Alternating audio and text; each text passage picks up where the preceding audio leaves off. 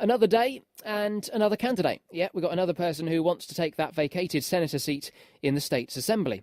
If you remember, Senator Zoe Cameron is standing down, has stood down, triggering a by-election. It's going to take place in September, a couple of months off. No doubt practically every Islander going to be rushing to the ballot box, or not, as the case may be if we look back at past figures for turnout. Already we've had several candidates put their names forward. Sarah Ferguson, Guy DeFay, who was on this programme yesterday, Christian May and Stevie Ocean, who was on yesterday as well.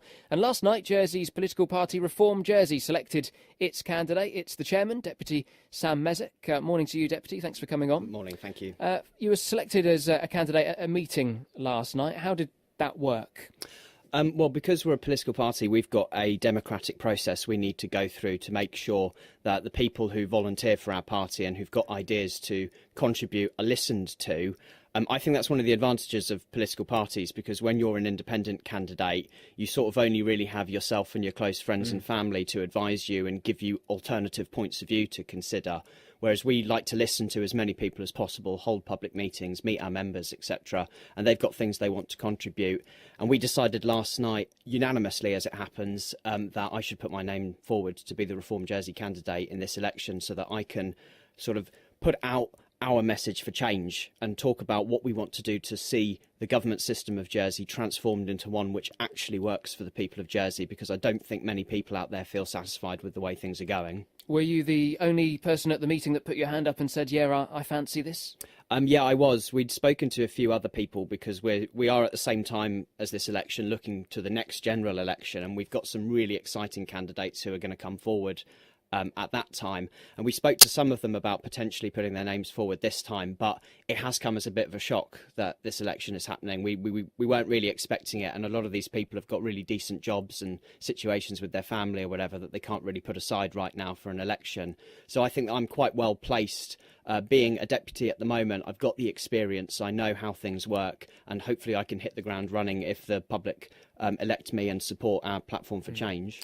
You mentioned you're already a sitting deputy there. Reform has 3 deputies in the States at the moment. You all have a vote, the same as senators. So why is it so important to you that you become a senator and make that step? I think that's a really good question, and it's one that people are probably going to ask me a lot during this campaign. I think this by-election is coming at a time where the government at the end of September is going to propose its medium-term financial plan, which is the continuation of what they started last year, which is savage cuts to our public services. Last year we had £10 million of support cut to pensioners and disabled people.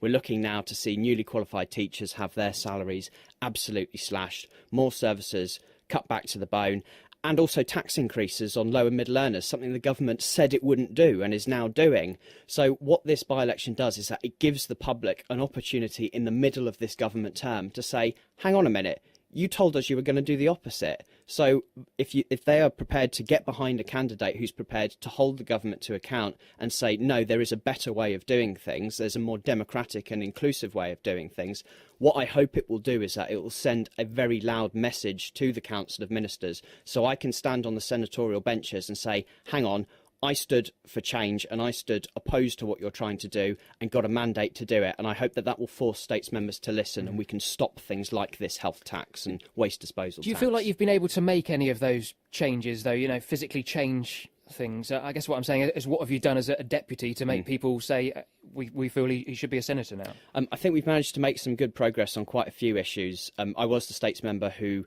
originally put equal marriage on the agenda, and that's something that's going to be in place at the end of next year, and I'm really proud of that in particular, and I think that shows that I've been able to make a positive difference there.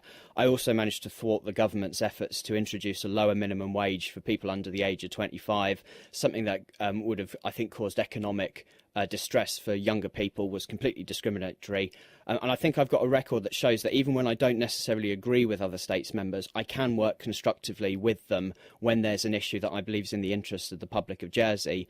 But most importantly, I say it as it is, and I pull no punches against the Council of Ministers. When they're putting forward policies that they promise the electorate they do the opposite on, I am always there to hold them to account, and I think I've got a long record of doing that. But if the public give me a mandate as a senator, I can stand up and say, listen, the whole island has cast a verdict on the Council of Ministers here, and they're telling you to change direction, so listen to them.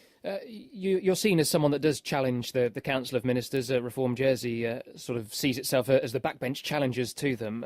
A senatorial role, is that more of a leader role? I'm not saying you're suddenly going to be the next health minister or whatever, but I guess what I'm getting at is, do you almost enjoy being a backbencher that doesn't have the power sometimes? No, it's incredibly frustrating. I wish that the people of Jersey had a government which represented their interests, and I wish that people who, whether it's me or not is irrelevant, it's whether it's people who share my values and people who want to see the island work in the interests of ordinary working people. I wish we had a government that represented those.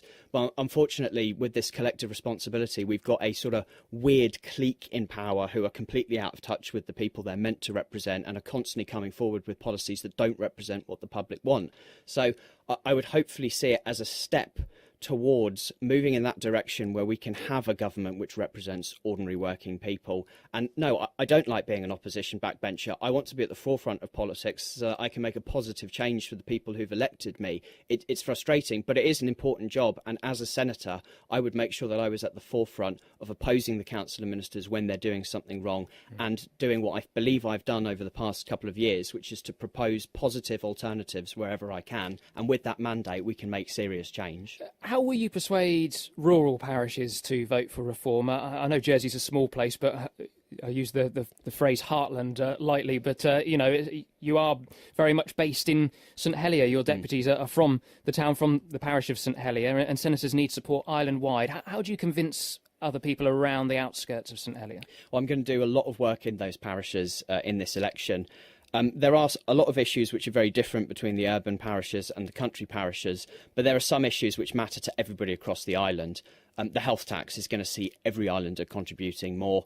Cuts to public services, access to higher education. Doesn't matter where you live in the island here, there's problems for all of these people. And as a senator, I'd be able to stand up and say that I can speak on behalf of not just people in St Helier. And, I still live in St Helier. It's got a special place in my heart, and I'll always do what I can to represent St Helier.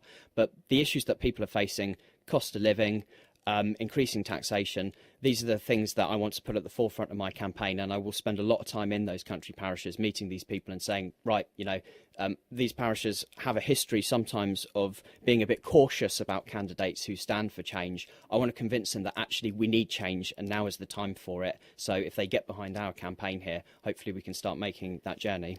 If you don't get the position, do you worry about the message that might well be sending to you?